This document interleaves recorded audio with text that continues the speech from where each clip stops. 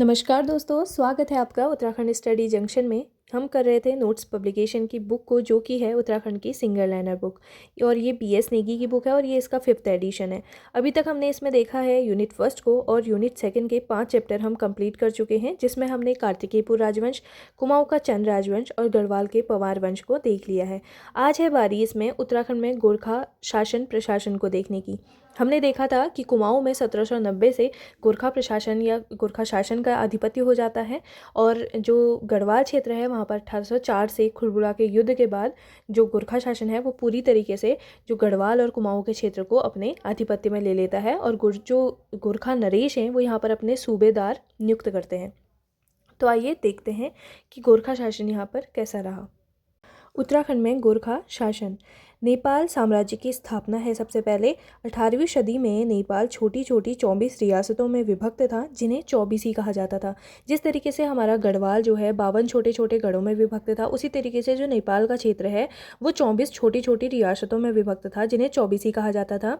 और नेपाल में नेवार जाति का निवास था, जिनके नाम पर नेपाल का नामकरण माना जाता है। यानी कि एक नेवार जाति रहती थी वहाँ पर, जिसके नाम पर ही नेपाल का नामकरण हुआ। 24 रियासतों में से एक रियासत पर नर भूपाल शाह राज करता था। उसके बाद नेपाल एकीकरण का कार्य पृथ्वी नारायण शाह ने 1742 से 1775 में किया। यानी कि 24 रियासतों में जो एक रियासत है वहाँ पर नर भूपाल शाह राज करते थे, और इसमें जो नेपाल के एकीकरण का काम है वो पृथ्वी नारायण शाह ने किया, जो 1742 से 1775 ईस्वी तक किया। और जो पृथ्वी नारायण शाह के पुत्र हैं प्रताप शाह, उन्होंने 1775 से 78 तक यहाँ पर शासन किया। 1778 ईस्वी में प्रताप शाह का अल्पवयस्क जो पुत्र है रण बहादुर शाह, वो शासक बनता है, और जिसकी संरक्षिका बनी रानी इंद्रलक्ष्मी। यानी कि रण बहादुर शाह यहाँ पे 1778 के समय में शासक बनते हैं, जो कि अल्पवयस्क थे, और उनकी जो संरक्षिका है वो बनती है रानी इंद्रलक्ष्मी। रण बहादुर शाह 1778 से 1804 तक नेपाल पर शासन करते हैं। यानी कि जब 1790 में कुमाऊं पर जो गोरखा शासन है, और 1803 में यहाँ पर गढ़वाल क्षेत्र में गोरखा शासन है, जब उन्होंने यहाँ पर अपना आधिपत्य किया या उन्होंने इस क्षेत्र को विजिट किया, तो तब जो वहाँ के राजा थे वो कौन थे? रण बहादुर शाह थे। 1790 ईस्वी में रण बहादुर शाह केवल 15 वर्ष के थे, और जो उनके संरक्षक थे वो उनके चाचा थे चौतरिया बहादुर शाह।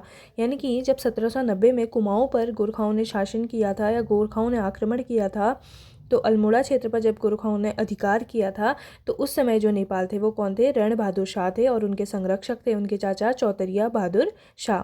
और 1804 के बाद नेपाल के राजा राजा विक्रम शाह बनते हैं, जिसके बाद रण बहादुर शाह ने साधु बनकर अपना नाम निर्गुणानंद रख दिया था। 1803 तक तो रण बहादुर शाह ही शासक रहते हैं। उसके बाद जो नेपाल के शासक बनते हैं वो है राजा विक्रम शाह, और जो रण बहादुर शाह हैं वो साधु रूप धारण कर लेते हैं और अपना नाम निर्गुणानंद रखते हैं। कुमाऊं में गोरखा शासन का समय। जनवरी 1790 में गोरखों ने अमर सिंह थापा, हस्तिदल चौतरिया, सूरवीर थापा और काजी जगजीत पांडे के नेतृत्व में कुमाऊं पर आक्रमण किया।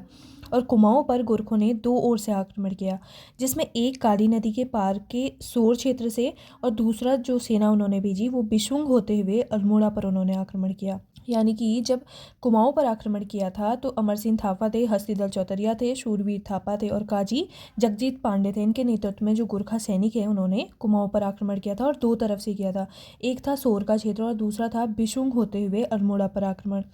प्रारंभ में जो महेंद्र चंद की सेना है वो अमर सिंह थापा की फौज को शिकस्त देते हुए कुमाऊं की ओर उन्होंने लौटने पर उनको मजबूर कर दिया था। पर 1790 की हवाला बाग में क्या होता है कि महेंद्र चंद गोरखों के बीच एक युद्ध होता है, जिसमें महेंद्र चंद पराजित हो जाते हैं।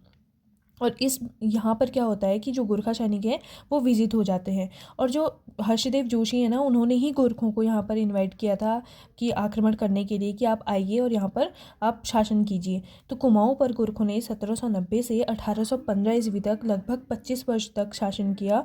और कुमाऊं जीतने के बाद गोरखों ने गढ़वाल पर 1791 ईस्वी में आक्रमण किया, लेकिन जीतने में वे असफल रहते हैं। तो प्रद्युम्न शाह के साथ उनकी फिर एक समझौता होता है। प्रद्युम्न शाह उनको वार्षिक रूप से कुछ धनराशि देते हैं। अब हम देखते हैं कि कुमाऊं में गोरखा सूबेदार कौन कौन थे। कुमाऊं पर गोरखों के अधिकार के बाद जो पहले सूबेदार या सूबा बने वो जोगा मल्ल शाह बने, जो 1791 से 92 में उनको यहाँ पर नियुक्त किया।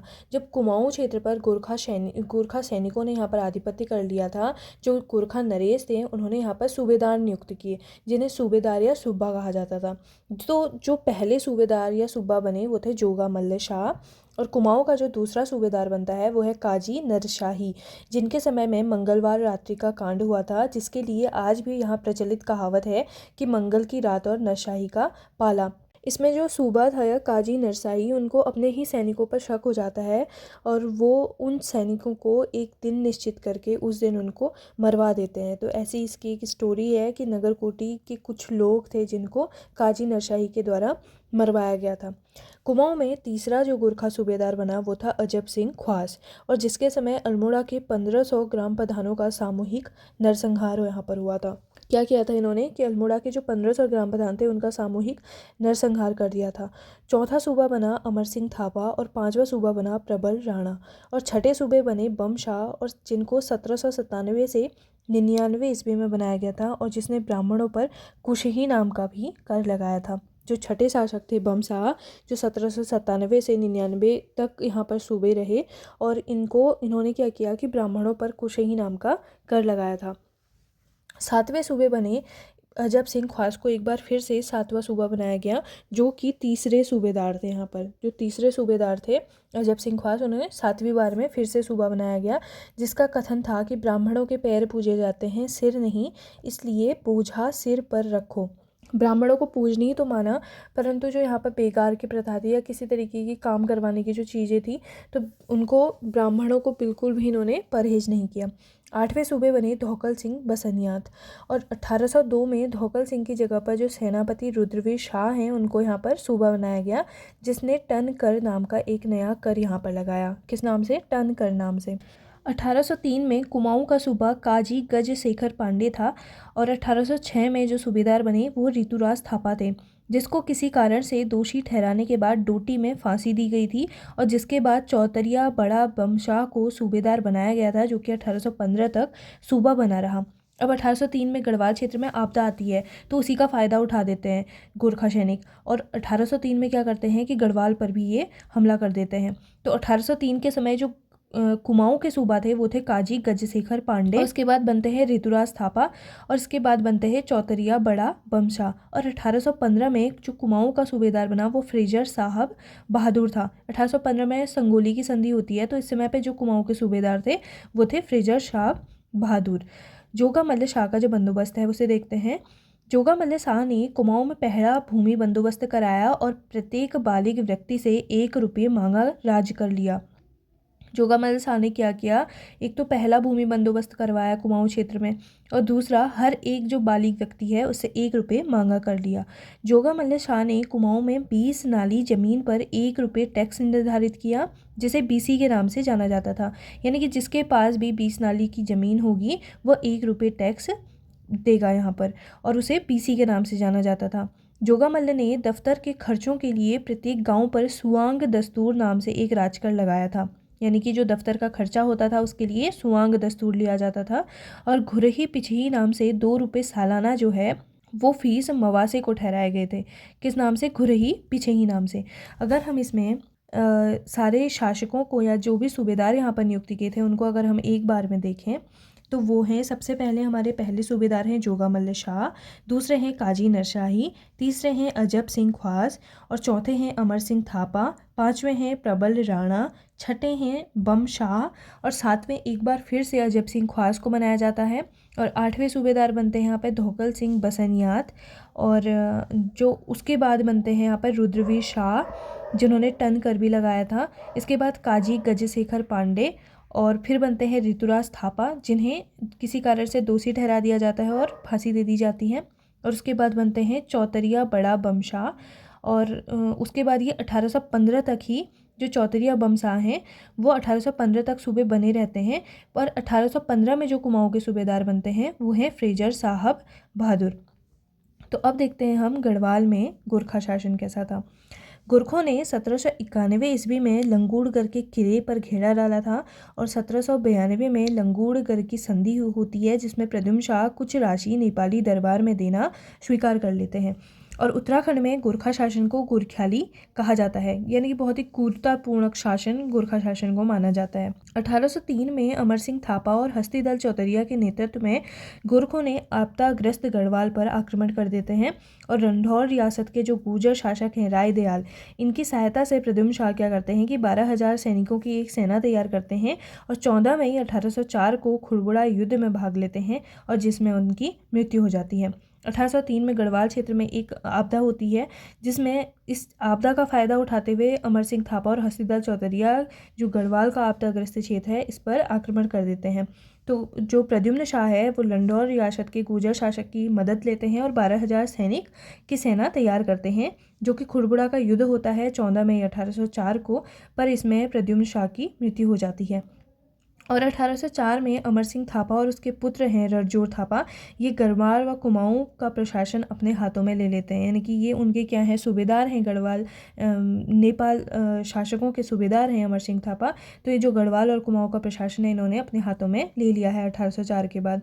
और गढ़वाल पर गोरखाओं ने 1804 से 1815 तक लगभग 10.5 वर्षों तक क्या किया, शासन किया। और हस्तीदल शाह ने गढ़वाल में गोरखा प्रशासक के रूप में यहाँ पर क्या किया, काम किया। जो हस्तीदल शाह हैं वो गढ़वाल में गोरखा प्रशासक के रूप में काम करते हैं। तो जो कुमाऊं क्षेत्र है वहाँ पर 1790 से गोरखाओं का शासन हो जाता है और जो गढ़वाल क्षेत्र है यहाँ पर 1804 से 1815 तक गोरखा सैनिकों का या गोरखा सूबेदारों का शासन रहता है। अगर हम गोरखाकालीन शब्दावली को देखें तो कठुआ शब्द को यूज़ कर रखा है ब्राह्मण दास के लिए। जो ब्राह्मण दास होते हैं उनके लिए कठुआ शब्द को यूज़ किया गया है। और जो विचारी शब्द है उसके लिए न्यायाधीश और जागरिया या जागचा कहा जाता था। कार्यरत जो सैनिक होते थे उनको दशाई कहा जाता था, दशहरे को। और ढाकरिया कहा जाता था, 2 वर्ष के लिए सेवा मुक्त जो सैनिक थे उन्हें ढाकरिया कहा जाता था। और ठाकुरिया कहा जाता था, जो पेंशन प्राप्त प्रधान अधिकारी होते थे उन्हें ठाकुरिया कहा जाता था। वे प्रधान अधिकारी जो पेंशन प्राप्त कर रहे हैं उन्हें ठाकुरिया। कामी कहा जाता था शिल्पकर्मियों को और नौ कहा जाता था नाई को। और जो सुनार है उसे सुनवार, यानी कि जो सुनार है उनको सुनवार, कि सुनार को सुनवार कहा जाता था। और अब देखते हैं गोरखा शासन की प्रशासनिक व्यवस्था। गोरखा प्रशासन फौजी शासन था जो सूबेदार के अधीन होता था। गोरखा नरेशों ने यहाँ पर अपने सूबेदार नियुक्त किए हुए थे और उनके अधीन ही यहाँ पर शासन होता था। गोरखा सैनिकों का मुख्य हथियार खुकरी था, जिसका प्रमुख केंद्र गढ़ी नाम का एक नगर था। और खुकरिया बना करके जो गोरखा सैनिकों को नेवार जाति के लोहार देते थे, यानी कि नेवार जाति जो है जिसके नाम पर नेपाल का नामकरण हुआ था, उस जाति के जो लोहार थे वो खुकरिया बनाकर गोरखा सैनिकों को देते थे। गोरखों ने गढ़वाल व कुमाऊं में घरों की छतों पर महिलाओं के चढ़ने पर पाबंदी लगा रखी थी, यानी कि महिलाएं होंगी वो घरों की छतों पर नहीं चढ़ सकती। गोरखा शासन में न्याय व मुकदमे का कार्य देखने वाला जो अधिकारी होता था उसे विचारी कहते थे। विचारी यानी कि न्यायाधीश। और गोरखा शासन में न्याय सुनवाई से पहले वाद प्रतिवाद से महाभारत या हरिवंश की कसम करवाई जाती थी, या तो महाभारत की या हरिवंश की एक पोथी कहते थे उसको, तो उसकी कसम करवाई जाती थी। सच व झूठ का पता करने के लिए दिव्य नाम की एक अग्नि परीक्षा करवाई जाती थी, जो 3 तरीके से होती थी। पहली थी गोला दीप प्रथा, जिसमें लोहे का गर्म डंडा हाथ में रखकर कुछ दूरी तक चलना पड़ता था। जो नियत दूरी तक नहीं चल पाता था उसे दोषी समझा जाता था। और दूसरी है कढ़ाई दीप प्रथा, जिसमें खौलती हुई कढ़ाई में उबलते तेल में दोषी का हाथ डाला जाता था, तो हाथ जलने की स्थिति में उसे दोषी ठहराया जाता था। यानी कढ़ाई दीप जो प्रथा है उसमें क्या होता था कि खौलती कढ़ाई में और उबलते तेल में दोषी का हाथ डाला जाता था, हाथ जलने की स्थिति में उसे दोषी ठहराया जाता था। और तीसरा है तराजू दीप प्रथा, जिसमें अपराधी को तराजू में पत्थरों से तोला जाता था, जिन्हें शाम के समय अलग अलग स्थान में रखा जाता था। और दूसरे दिन उसी व्यक्ति को पुनः तोलने पर यदि वजन अधिक होता था तो निर्दोष, और अगर वजन हल्का है तो दोषी माना जाता था। तो इस तरीके की जो दिव्य नाम की अग्नि परीक्षा होती थी वो गोरखा शासन में चलती थी। और अब है गोरखा शासन में समाज एवं स्थापत्य। गोरखा लोग गाय व ब्राह्मणों को बहुत मानते थे, लेकिन कुछ ही ब्राह्मणों को मानते थे, जिनमें प्रमुख थे पांडे और उपाध्याय। यानी कि कुछ ही ब्राह्मणों को बहुत ही पूजनीय माना जाता था, जैसे पांडे और उपाध्याय। और गोरखों को सुअर का मांस और मदिरा प्रिय था। राई, गरुड़, लिंबू, थापा, गुरुंग ये जाति गोरखा समाज के ही अंग थे। कौन कौन सी? राई, गरुड़, लिंबू, थापा और गुरुंग जाति, ये गोरखा समाज का अंग था। गोरखा जाति के लोग गोरखे मोस्टा को अपना इष्ट देवता मानते थे। यानी कि जो इसमें गोरखे मोस्टा जो हैं वो उनके इष्ट देवता होते थे। गोरखों की राजभाषा गोरखाली थी और समूचा साहित्य नेवारी भाषा में मिलता है और खसकुरी भाषा यहाँ पर बोली जाती थी। कौन सी भाषा? खसकुरी भाषा। और जो इनकी राजभाषा थी वो गोरखाली थी और समूचा जो साहित्य है वो नेवारी भाषा में मिलता है। गोरखों का प्रिय त्यौहार दशाई यानी कि दशहरा है और यह शक्ति देवी का त्यौहार होता है। इस दिन वह अपने हथियारों की पूजा करते हैं। यानी कि जो दशहरा का त्यौहार था ये इनका शक्ति देवी का त्यौहार होता था। गोरखों ने केदारनाथ, बद्रीनाथ व जागेश्वर आदि जगहों के तीर्थ यात्रियों के लिए सदावर्त लगाए थे और देहरादून में गुरु राम राय के महंत हरिसेवक को सदावर्त के लिए चुना गया था। और चंपावत के बालेश्वर मंदिर का जो जीर्णोद्धार है वो 1796 ईस्वी में सूबेदार महावीर थापा ने करवाया था। चंपावत के बालेश्वर मंदिर का जीर्णोद्धार भी इन्होंने करवाया। किसने? सूबेदार महावीर थापा ने। 1797 ईस्वी में रणबहादुर शाह की जो पत्नी है कांति देवी ने शतोली परगने के कुछ गांवों को केदारनाथ मंदिर में सदावर्त चलाने के लिए दान में दिया था। शतोली परगने के गांव को केदारनाथ मंदिर में सदावर्त चलाने के लिए दान दिया था। किसने? रणबहादुर शाह की पत्नी कांति देवी ने। रणबहादुर शाह ने कोटली परगने के ग्रामों को बद्रीनाथ यात्रियों के सदावर्त चलाने के लिए दान में दिया था। बद्रीनाथ यात्रियों के सदावर्त चलाने के लिए दान में दिया था उनको, कोटली परगने के गांव को। और रैपर ने 1808 से 1811 ईस्वी तक गढ़वाल का सर्वेक्षण किया था। जो अंग्रेज अधिकारी थे ना रैपर, उन्होंने यहाँ पर सर्वेक्षण के लिए यहाँ का दौरा भी किया था। और अब देखते हैं गोरखा शासन के समय के कर। गोरखाओं ने चंद राजाओं द्वारा लगाए गए 36 रकम व 32 कलम वाले कुछ पुराने करों को बहाल रखा और कुछ को तात्कालिक कारणों को ध्यान में रखकर नए कर लगा दिए। यानी कि जो चंद शासकों ने 36 रकम 32 कलम वाले जो कर लगा रखे थे उनको बंद कर दिया उन्होंने, और कुछ जो उन्होंने कर हैं उन्होंने स्वयं के कर लगाए। गोरखाओं ने ब्राह्मणों पर कुसही नाम का कर लगाया। यह 260 नाली या 13 जूलिया तक जमीन हथियाए हुए ब्राह्मणों पर 5 रुपये प्रति मवासा लगाया गया था। अगला है पुंगाड़ी कर। भूमि कर से लगभग 1.5 लाख सालाना आय होती थी और इस कर के माध्यम से सैनिकों को वेतन दिया जाता था। ये जो पुंगाड़ी कर लिया जाता था ना, इससे सैनिकों को वेतन दिया जाता था। टीका भेंट कर, जो कि शादी व विवाह के समय लिया जाता था। ऐसा ही है मांगा कर, जो कि प्रत्येक नौजवान से 1 रुपये वसूला जाता था और मांगा कर को तात्कालिक कर के रूप में युद्ध के समय पर भी वसूला जाता था। यानी कि जो मांगा कर था वो युद्ध के समय पर भी वसूला जाता था। ऐसे ही टाँड कर है, जो कि हिंदू व भोटिया बुनकरों से लिया जाता था। इसे टाँड कर या तान कर भी कहते हैं। तिमारी कर, ये सैनिकों को देय वेतन होता था, जिसके तहत फौजदार को 4 आना व सूबेदार को 2 आना देना पड़ता था। यानी कि तिमारी कर जो है वो सैनिकों को देय वेतन होता था, जिसके तहत जो फौजदार है उसको 4 आना और सूबेदार को 2 आना देना पड़ता था। सलामी कर, यह एक प्रकार का नजराना होता था। मिझारी कर, शिल्पकर्मियों और जागरियों ब्राह्मणों से लिया जाता था। जो शिल्पकर्मी थे और जो जागरिया ब्राह्मण थे उनसे मिझारी कर लिया जाता था। मौकर, प्रति परिवार पर लगने वाला 2 रुपया कर था, जिसे चंद राजाओं ने भी लगाया था और इस कर को घर ही पिछही कर भी कहा जाता है। यानी कि हर परिवार से 2 रुपया लिया जाता था। साय कर, सीमा और चुंगी पर लिया जाने वाला कर। मरो कर, जो पुत्रहीन व्यक्ति हैं उनसे लिया जाता था, यानी कि जिनके पुत्र नहीं हैं। ऐसे ही घी कर है, जो कि दुधारू पशुओं पर लगता था। रहता कर, गांव छोड़कर भागे हुए लोगों पर लगता था। और बहता कर है, छिपाई संपत्ति पर लगने वाला कर था। रहता कर था जो गांव छोड़कर चले गए हैं लोग उनसे, और बहता कर है जो छिपाई गई संपत्ति है उस पर लगने वाला कर था। अगला है गोबर व पुछिया नामक कर, जो कि गोरखा कालीन थे। सोनिया फागुन कर, जो गोरखों के उत्सवों का खर्च होता था उसे सोनिया फागुन कहा जाता था। दौनिया कर, जो मेवाती और हेड़ी भाबर में पहाड़ी पशुचारक थे उनके द्वारा वसूला जाता था।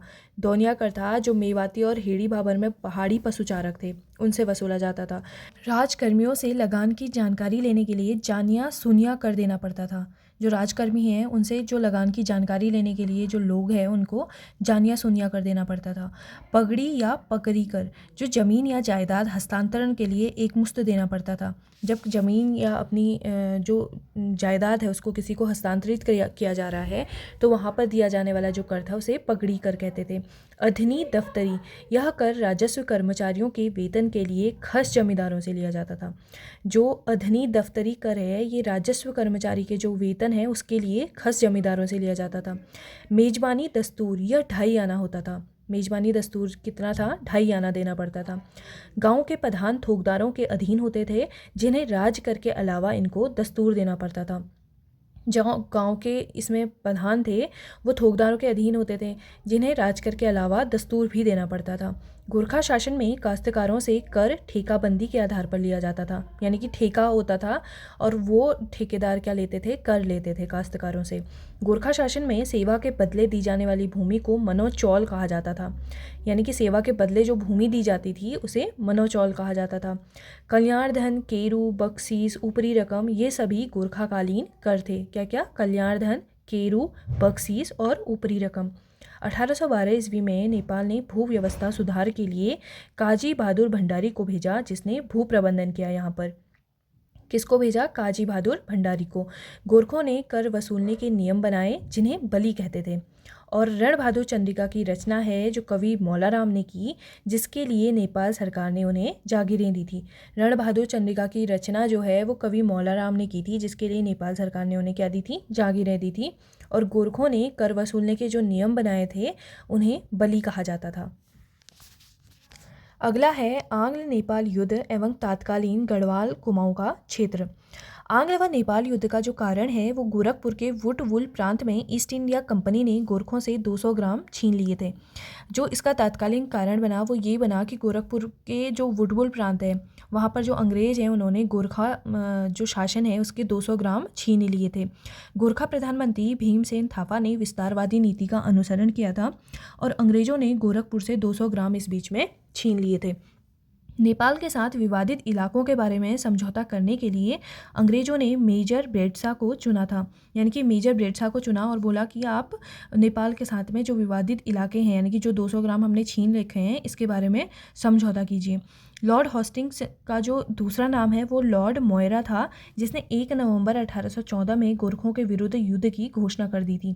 तो जो तात्कालिक कारण बना था आंग्ल नेपाल युद्ध का वो बना था गोरखपुर का वुडवुल प्रांत, जहाँ से ईस्ट इंडिया कंपनी ने क्या किया? गोरखा सैनिकों के या गोरखा नरेश के 200 ग्राम छीन लिए थे।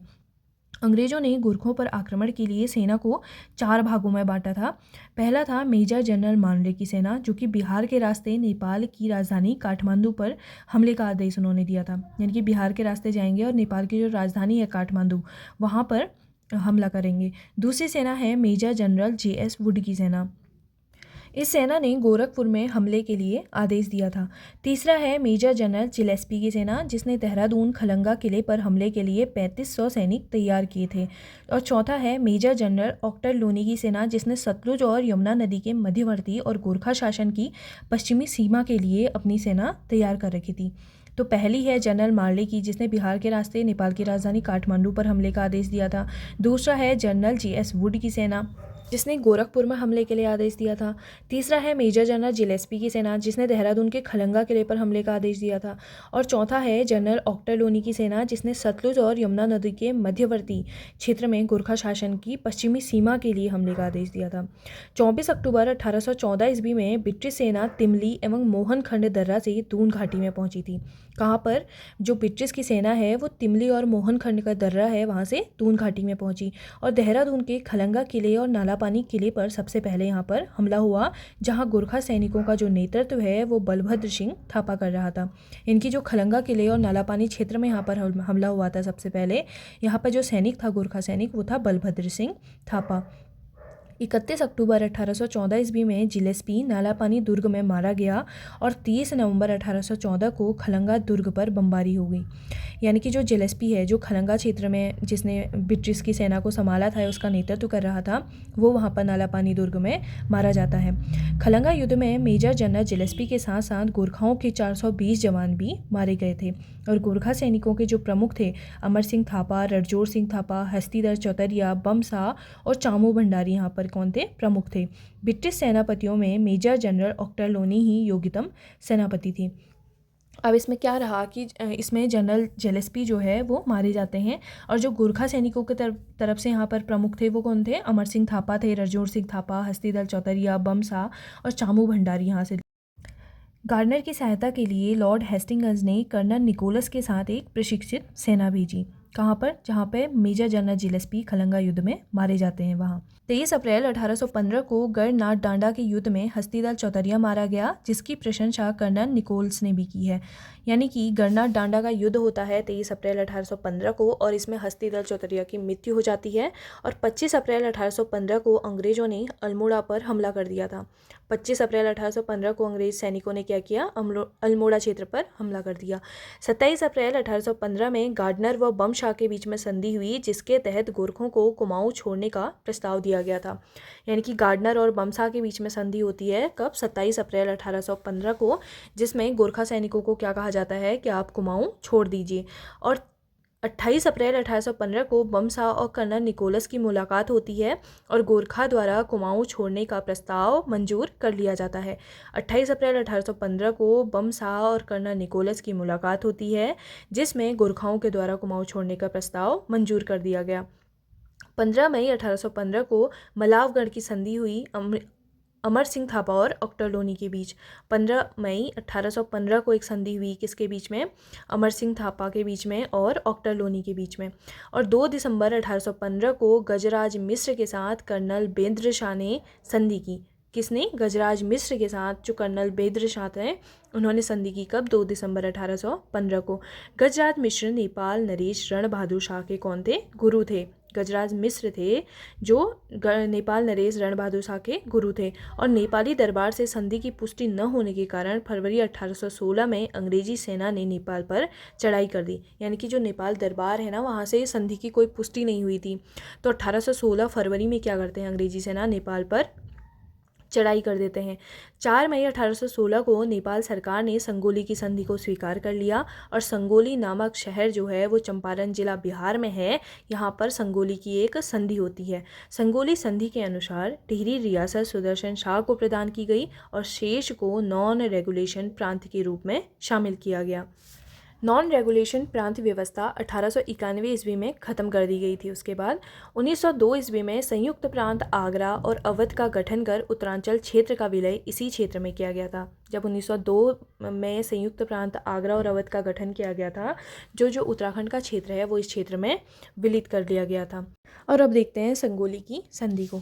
नेपाली सरकार ने ब्रिटिश रेजिमेंट काठमांडू में रखना और अंग्रेजों ने गोरखों का ब्रिटिश इंडियन आर्मी में भर्ती करना स्वीकार किया। ये नेपाली सरकार ने क्या कहा कि ब्रिटिश रेजिमेंट काठमांडू में रहेगी और अंग्रेजों ने ये कहा कि हम गोरखा सैनिकों को ब्रिटिश इंडियन आर्मी में भर्ती करेंगे।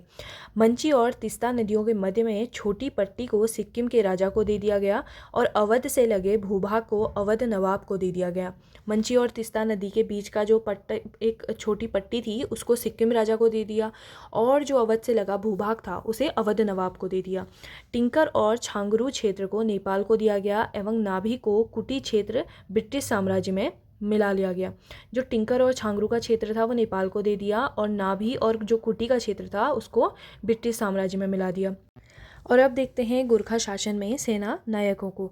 सबसे पहले हैं अमर सिंह थापा, नेपाल दरबार का प्रमुख पदाधिकारी, जिसके अधीन हस्तीदल चौतरिया और गढ़वाल के सेनापति रणधीर सिंह बसनिया थे। अमर सिंह थापा के अधीन कौन कौन थे? एक थे हस्तीदल चौतरिया और दूसरे थे गढ़वाल के सेनापति रणधीर सिंह बसनिया। नेपाल सरकार का सर्वोत्तम अलंकरण काजी से अमर सिंह थापा को विभूषित किया गया था। यानी कि काजी से इनको क्या कर रखा था, विभूषित कर रखा था।